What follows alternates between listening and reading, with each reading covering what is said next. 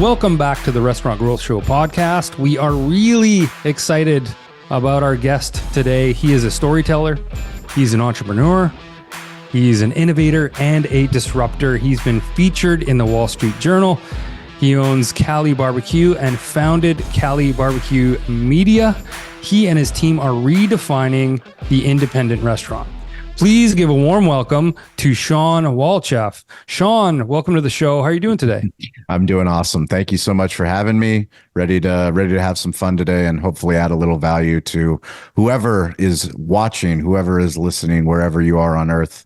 We believe in a rising tide, and anybody that is curious enough to find a podcast, to listen to content, to move their business forward, you're my kind of people. So let's get after it.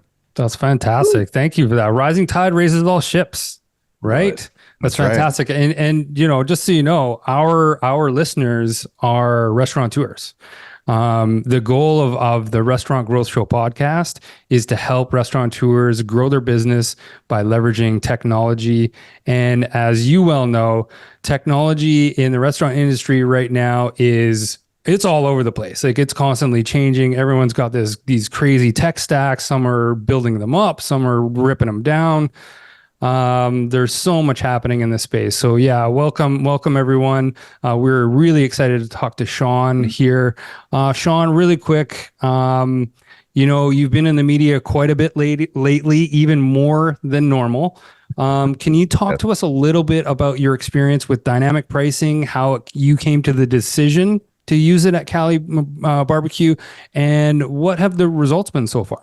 Sure. So we use dynamic pricing at Cali BBQ. We're about to open up our 4th location here in San Diego. We've been in business for 16 years. We have a restaurant that's about for 4,700 square feet, where we do barbecue. We've been doing it, like I said, since 2008. The location we're about to open is on the San Diego Navy base, which is really exciting for us. So it's more of a QSR location.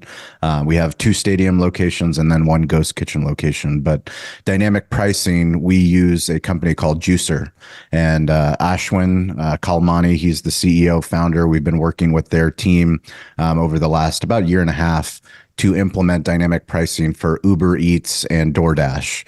So we've done incremental, and I emphasize incremental increases to certain menu items.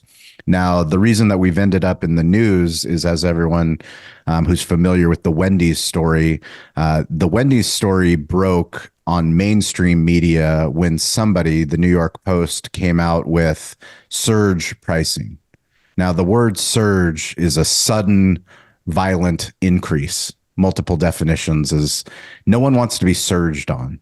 And the media was very specific when they used the word surge. And obviously it got a lot of backlash across, you name the morning shows that covered it. I mean, Howard Stern covered it. It was literally everywhere. Wendy's implementing surge pricing, not dynamic pricing, but surge pricing. Mm-hmm. You referenced the Wall Street Journal, which I actually have a physical copy of Cali BBQ. Restaurants experiment with surge pricing. So I'm holding up the edition of the Wall Street Journal that Cali BBQ was featured in. It was interesting because Heather, who's the journalist that wrote the article, we had some great conversations about dynamic pricing, what we do with our pulled pork sandwich, how we fluctuate with a $3 increment from $18 at the peak all the way to $12 at the minimum. We talked about Wendy's. We talked about the difference between surge pricing and dynamic pricing. She was very well aware of it. She couldn't believe that the story had gotten where it was. She was very clear that they were going to be talking about dynamic pricing. And sure enough, when the Wall Street Journal published it, it's restaurants experiment with surge pricing. So some editor somewhere along the line decided to run with surge pricing. Why? Because ironically, the Wall Street Journal gets more clicks. Ironically, more people learned about the Wall Street Journal article in subsequent media because they couldn't even get onto the Wall Street Journal because they don't have the $20 a month subscription. So we live in a really interesting world. You know, people, let's put it this way. People, customers, myself included, we don't want to be cheated. No one wants to be cheated. And I think when you say the word surge, you think of 2x the price, 3x the price. If I'm paying for an Uber on Super Bowl and instead of paying $40, I'm paying $120 or 150, like that is surge pricing. And that is the idea of surge pricing.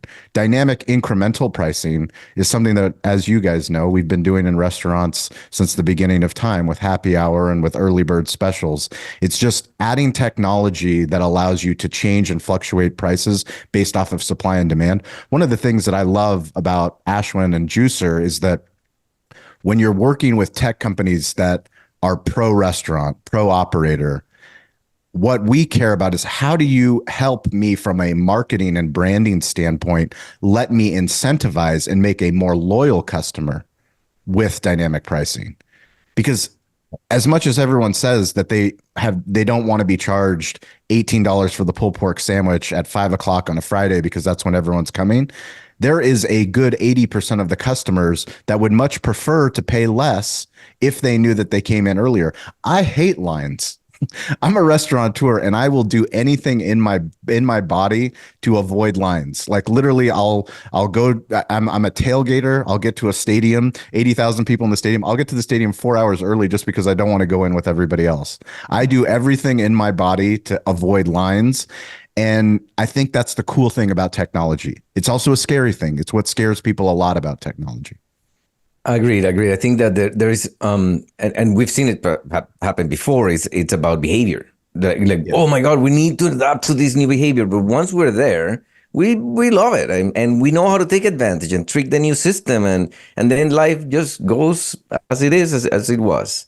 So in terms of because this sounds like transparency playing a critical role here. So how have you rolled out communications to your followers that Cali BBQ is using? I mean, yeah, it's a great question. And to be honest with you, we haven't. And I think that is part of, over the last 16 years of being a restaurateur, we have changed our prices many times. And back in 2008, 2009, we had a print menu. And every single time that we changed prices, I was terrified. I was terrified that we would lose business, that we would upset somebody because we were charging, $1 more or incrementally 24 cents more. We used to, do 49 cents or 99 cents. We did all the tricks in the book of like, how do you build a profitable business, but also don't take advantage of the customer. We're in a generational business. We're not in a transactional business. If I screw over my customer, they're not coming back. Yeah. I don't want to do that. I want somebody that loves us so much, they trust us, they know how much it's going to cost them, and they know that we will always have their back. We want to provide the best barbecue possible, the best brisket price when it's available. If somebody's willing to come when it's slow, why would I not incentivize them? I don't want to have, I want to cook as much brisket as possible, but I also want to sell out. Right. Right. Yeah. Right. So if somebody's willing to come in at a time where we're not busy, why would I not incentivize them to come in earlier? Right. No, and it makes perfect sense. It makes me think like it's like back in the old days. I mean, if you were there and it's slow and someone comes in and you have time to talk to them and chat and bring a little thing to try, and you haven't tried this stuff because you want them to get hooked on that as well, then you bring them and try this out, and full experience, much better service. And I think that's a principle about here. It's like balancing the load so that you can offer a better service and bringing it down so that you can also at the same time offer a better service. And to be honest, to your question, we haven't communicated it because it's on Uber Eats and on DoorDash. Mm-hmm. So they already changed the prices based off of if they have a subscription to, DoorDash, or if they have a subscription to Uber Eats, what the delivery radius is, what their tip is. Like, people are already not knowing exactly what the consistency is in their pricing. Right. What I care about is how does Juicer help me and all the other restaurants that are on the platform, or anyone that's using dynamic pricing, push it out from a marketing standpoint. Because for me, that's when it gets really exciting. On Father's Day, we do not even open up our restaurant anymore. We have 250 seats in our restaurant. We don't open the doors, and we do takeout only because we're that busy. Yep. We turn off the phones. We tell people to order online. We don't even do delivery. But for a 4-hour window, we'll sell all of the barbecue in one day. That's now, wild. For me, well, what if I can do 5 hours of barbecue and I can get more barbecue on there, but the person that comes in an hour earlier, I can give them a better deal, or they can order ahead of time. So, they ordered 3 days ahead of time. Now I'm even cooking more barbecue. Like, this is when technology gets really exciting, where you can really start to incentivize people to order ahead of time. The results are in. National Restaurant Association show. Kyle and Sarah and myself, we were at the Davos sales tax booth and we were polling restaurant owners on the floor. This was a very unscientific poll, but the results are resounding. Restaurant owners do not like sales tax. Nobody likes sales tax. Doesn't matter what business owner you are, small business, big business. Davo automates the sales tax process. We are so grateful that Davo is the sponsor of this show. They automate sales tax at our Cali BBQ restaurants. It is $50 a month. It integrates with all the major point of sale partners, including Toast. So if you want to sleep at night, if you want to not worry about sales tax, go to Davo, check them out, Davo Sales Tax. Let us know how they're helping automate your sales tax in your restaurant so that we can share your Davo story on digital hospitality. Hey everyone, Avi Gorin, CEO and co-founder of Marquee, and I want to talk about the customer journey for a second. You never know as a restaurant owner where your guests are truly coming from. End of the day, we do see some patterns around two types of search behaviors: direct versus discovery. Direct search, for an example, would be jumping into Google and saying Cali BBQ hours, right? I know where I want to go to eat, but I'm missing a key detail. I need a little bit more information. Discovery, which is the bulk of searches, is barbecue in San Diego, restaurants near me, takeout near me, right? One of the best ways to be found for more discovery searches is leveraging keywords. Reviews are basically free content for you to leverage. Think about keywords that are relevant to your brand, your location, and include as many of those in your review responses as possible, right? How can you go about doing this? Let's set up reports, utilize tools like Google Trends, find out what's going on in your area and how you can help leverage these keywords and review responses, because someone else is doing that, right? If you need some examples, you could do anything from including summer menu, gluten-free menu, leverage specific menu items like the dreaded and beloved spice pumpkin anything in your review responses, right? Let them know what's coming. Let your reviewers know something they should come back and try. And of course, if all of this just seems overwhelming and daunting because you're already running a restaurant and have enough on your plate, just leverage the team at Marquee to do this for you. We handle all of this. We're experts in this space. We can automate this so it's just another item that you know you are taking care of. Again, that's marquee.com, marquii.com. Know you. However, we did recently buy marquii.com. So if you do misspell it, we got you. You'll still find us. We can still help you. Exactly. And I guess, my next question here, Shawn, you've kind of already answered it.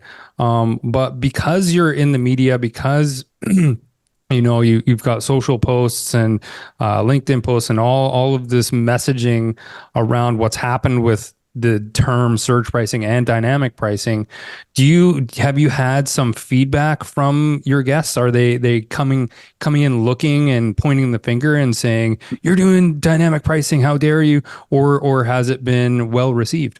No, I mean, the funny thing about storytelling, the truth vibrates the fastest.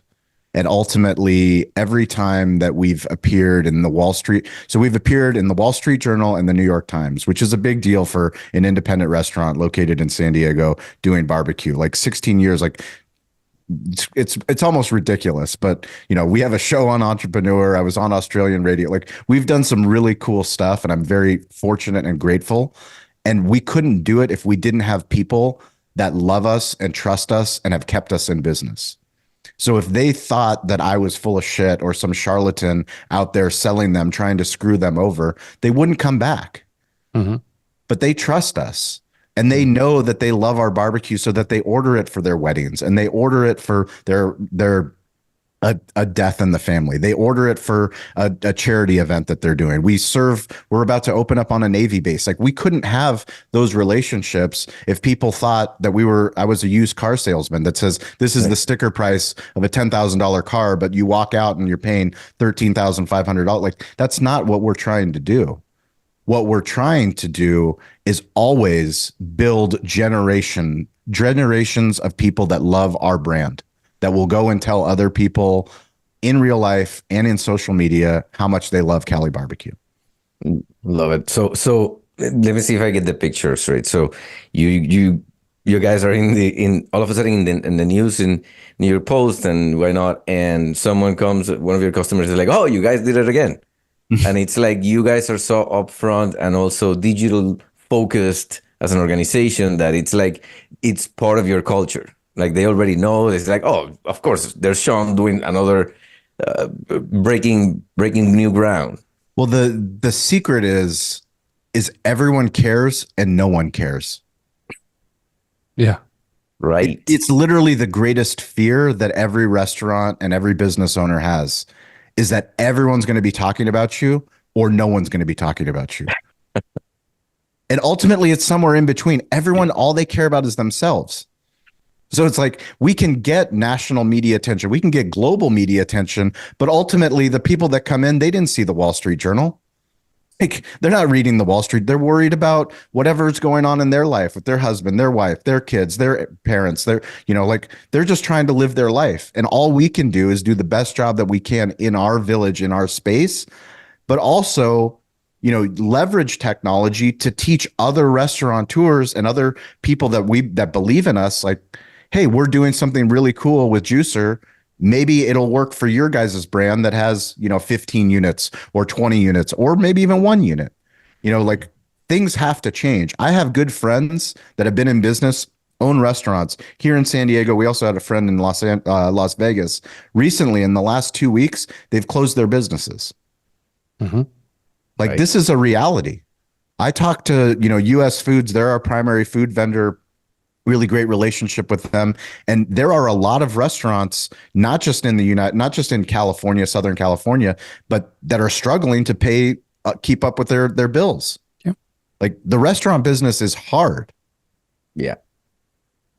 We have to do a better job of sharing information like this, of like, what are we doing? How are we running more profitable and more sustainable businesses so that we can be in business? Right. And who doesn't have that favorite, I always say this, that favorite dish of a restaurant that no longer exists and you still can crave it to it? Absolutely.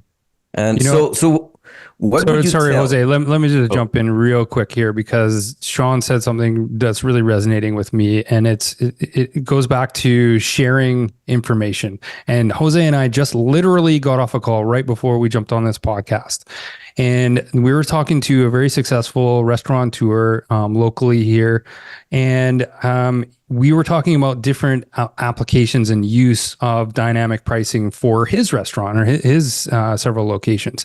And he said, I would likely not go down the path of raising prices, but I would maybe consider applying a discount to those who have lined up and have waited extra long. What are your thoughts on something like that? That's the first time I've heard that use. What would you think of using it in that type of scenario? I mean, that is, in my mind, that is what dynamic pricing is. Like, loyalty is really the key differentiator for how do you incentivize people to come more often, right? I mean, we're using a company called Incentivizing to build out our own custom app specifically for our Navy location. These people that are the men and women that protect our country, they come to the Navy Exchange and they have options of where to eat, but we want to incentivize them and reward them for coming back. I mean, it's the same thing as a punch card. You come 9 times, get your 10th, but how do you make it cool? How do you gamify it? How do you actually build in true reward where it's not just, oh, I give you $10 and you give me $1 back? Like, that's not exciting. But what if you can create something that is really exciting, that makes somebody feel loyal enough that I don't need to come in on Friday, at 6 p.m. I can come in with my family at 4 p.m. and I'll, save 20% because of it. Sweet. I'm in. Let's go. And have a better experience. And have a much better, and get better barbecue. Exactly. Get my pick. Exactly. All right, Jose, I'm sorry I cut you off earlier. Go ahead. No, so I always, or not always, but a lot of times I go to this part of just part of my passion, and it's that reluctance for experimenting with technology that restaurateurs usually have. What would you tell them about solutions like ghost kitchens, toast order and pay, or dynamic pricing? So we believe in digital hospitality. We believe that technology can actually make us all more hospitable than we are. And what I would challenge any restaurateur to think about is the things that we do every single day. The things that we have told ourselves, myself included. Take Home Depot, Walmart, CVS, for example.